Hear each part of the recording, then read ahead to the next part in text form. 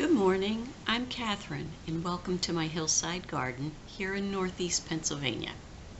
There's no gardening going on outside right now, so I thought I'd share a little book review with you of something that really inspired me to start my gardening journey. I picked up the book Animal Vegetable Miracle by Barbara Kingslover in 2013.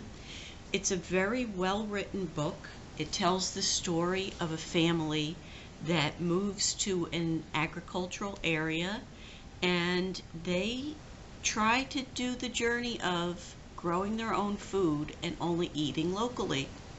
And it really got me to thinking about where our food comes from, who grows our food, what goes into growing our food, meaning what chemicals are used, and the practices that the farmers use to grow the food, how far the food would travel to get to me. So that's when I decided to start gardening. I had always kept a small garden, whether it was containers or in the yard, and generally it was tomatoes, peppers, maybe some lettuce and flowers. But I really expanded the horizon of my garden in that year and every year since then. And it was all because of this book. Now, I don't know this author. I don't have anything to do with the sales of her books. And the one thing I will say is I would like you to read it, but borrow it from your public library.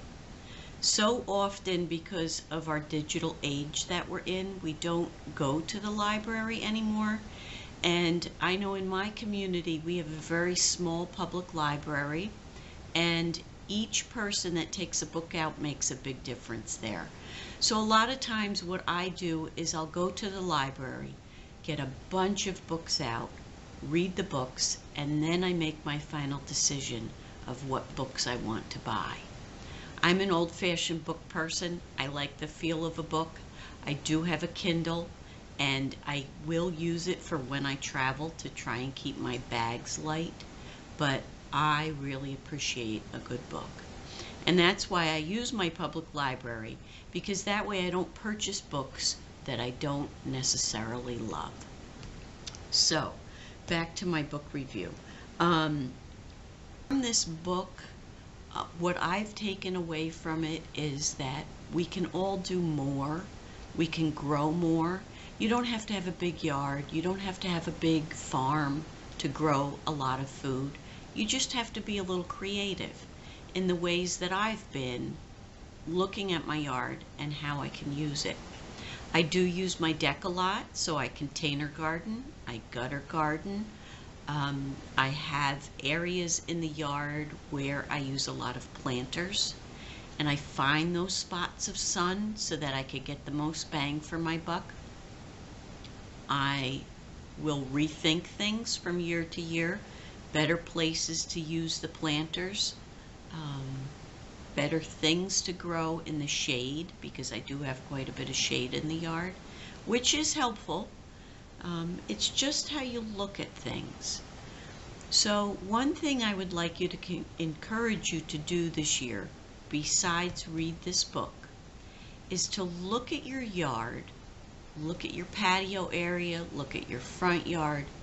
Try and see one new spot that you could grow food in and change your world by having the taste of really fresh food. If you have children, bring them along on your journey. A lot of children don't know where food comes from. I've had comments from a couple of my nieces that they just thought it came in a bottle in the grocery store. They didn't realize you had to grow it. So try new things, grow new things. And that's all I wanted to encourage today.